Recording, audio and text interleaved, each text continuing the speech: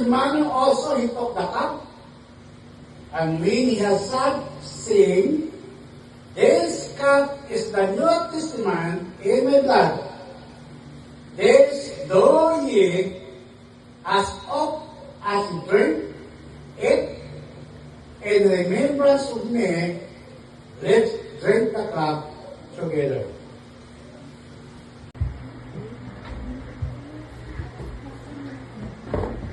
Buhay kong nagdaay na saya, ipansin si Jesus na mahal. Ang dahil sa akin siya'y namatay sa Kalbaryo. Ang biyaya ay walang bayan, at tawad sa iniinawan. Kaluluwa ko'y lumayang ganap sa Kalbaryo. It is in great honor po na maging second father po namin kayo sa church and to be a member po ng research. So, very grateful po kami sa inyo pong buhay pastors, especially kay Pastor Charlie and kay Pastor Ruben na nagsisilbing guide and at the same time second father po namin. Kay Pastor Charlie, ayan, super na-appreciate po namin kayo. I remember dun sa youth camp kasi palagi na dun si Pastor Charlie. Ayan, nung young people pa lang din kami. Ayan, siya yung nagluluto. Magte-take talaga, ayan, iaayos niya lahat ng gamit. And kay Pastor Ruben, every time sa bonding ng mga young people, yung pagtuturo niyo po sa amin ng instrument and sa music. So, na-appreciate po namin kayo. Yun know. Sa music. And, yun po sa ay, simula na is, si Pastor Charlie na po talaga yung namuna sa aming lahat. And, siya rin po yung unti-unting bigay sa akin ng confidence para makapag-commentaries ko sa harap, and napapasalamat ko. And ganun din kay Pastor Ruben, nung siguro intent ko siya nung nagturo siya ng guitar, and yun po, nung dahil doon natuto akong mag-gitara, and ngayon po na sila po yung guidance natin dito sa research. Salamat po ako sa sacrifices nyo. And naway continue po kayong gabayan ni Lord and magpatuloy po sa Po sa aming memory verse, ito po ay matatagpuan sa Ephesians 1:3. Blessed be the God and Father of our Lord Jesus Christ, who has blessed us with all spiritual blessings in heavenly places in Christ.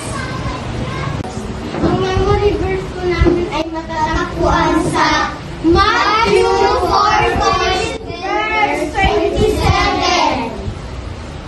Take heart, it is I, do not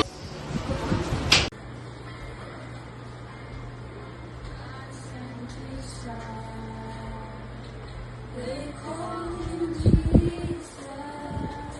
He came to love, heal and forgive. He lived and died to buy my pardon. An empty grave stands to prove my Savior reigns. Because he lives,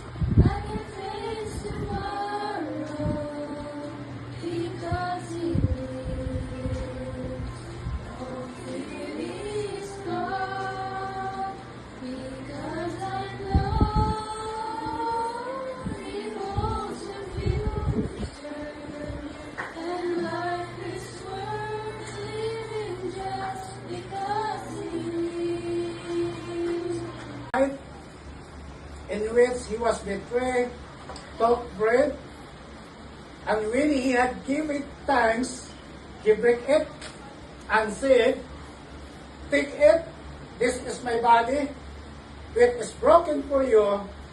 This do in remembrance of me."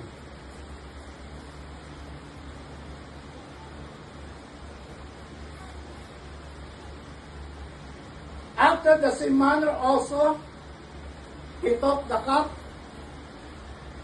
when he had supped, saying, "This cup is the New Testament in my blood. This do ye as oft as you drink it in remembrance of me." Let's drink the cup together.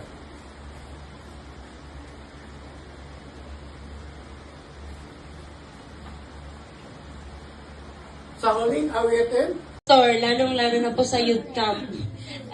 Tanda ko ng mga sila yung nagluluto, imbis na kami. Kasi hindi ko alam kung nasan si Papa.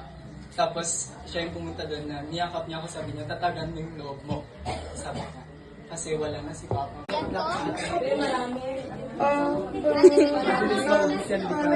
Hindi, bibigay ko sa kanila. Diyos na mga pangyarihan sa lahat, muli pa pa yan kayo ay nagpapasalamat sa araw na ito, sa aming celebration, Lord, sa aming Thanksgiving and Family Day.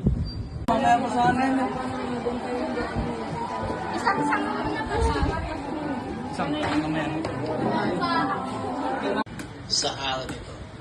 Then, maraming salamat sa ating mga bisita na na-invite. Natin sa loob ng tahanan natin. Psalms chapter 133 verse 1.